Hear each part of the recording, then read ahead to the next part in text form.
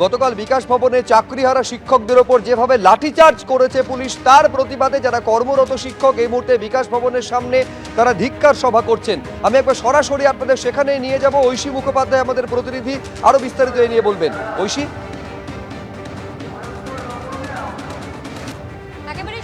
দেখো, আজকে তাদের একটা গণ কনভেনশন হওয়ার কথা ছিল, কিন্তু গতকালের যে ঘটনা ঘটলো, যেভাবে তাদের দাবি অনুযায়ী পুলিশি নির্যাতন তাদের উপরে হলো, সেই বিষয় ঘটনাকে কেন্দ্র করে তার প্রতিবাদে এই মুহূর্তে তারা ধিক্কার সভা করছেন। বিকাশ ভবনের সামনেই তারা এই ধিক্কার সভার আয়োজন করেছেন যোগ্য শিক্ষক শিক্ষিকা অধিকার মঞ্চের পক্ষ থেকে।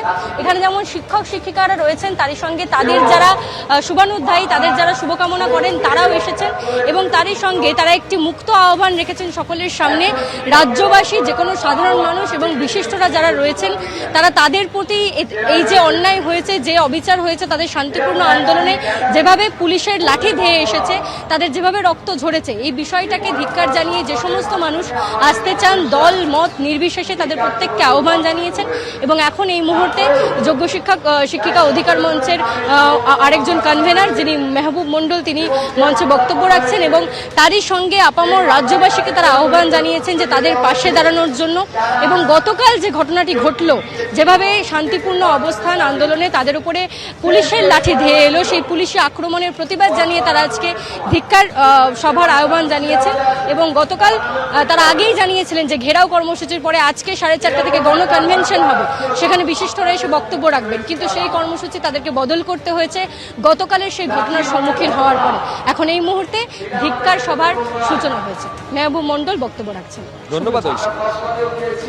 আজকে পুলিশের তরফে সাংবাদিক বৈঠক করা হয়েছিল এবং সেখানে পুলিশের তরফে এডিজি আইন শৃঙ্খলা তিনি বলছেন যে সরকারি কর্মীরা বিকাশ ভবনে আটকে ছিলেন তাদের বের করার জন্য মিনিমাম লাঠি চার্জ করা হয়েছে।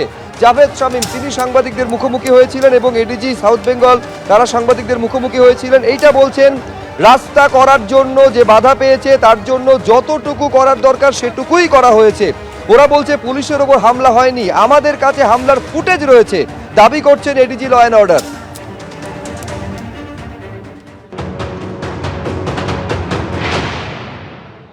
যারা ওখানে এমপ্লয়ি ছিলেন কারো ইনজুরি হয়নি এবং আমরা খুব সুষ্ঠুভাবে বার করেছি এবং যেটা মিনিমাম একটা বল প্রয়োগের কথা আছে সেইটুকুই হয়েছে, যেটা আপনারা দেখাচ্ছেন সেভাবে। এই জন্যে দেখবেন দফায় দফায় আপনারা নিজেরাই দেখিয়েছেন, দফায় দফায় ছোট ছোট ইনসিডেন্ট হয়েছে। আমরা বার করার জন্য যতটুকু লেগেছে, আবার নেক্সট ব্যাচ যখন বার করা হচ্ছে ততক্ষণ আবার একটু আমাদের পুশ করতে হয়েছে। আমরা তো একবারও বলছি না যে বলপ্রয়োগটা আমরা কি ডিনাই করেছি বা আমরা কি বলছি যে ওটা এক্সট্রা বা কম হয়েছে।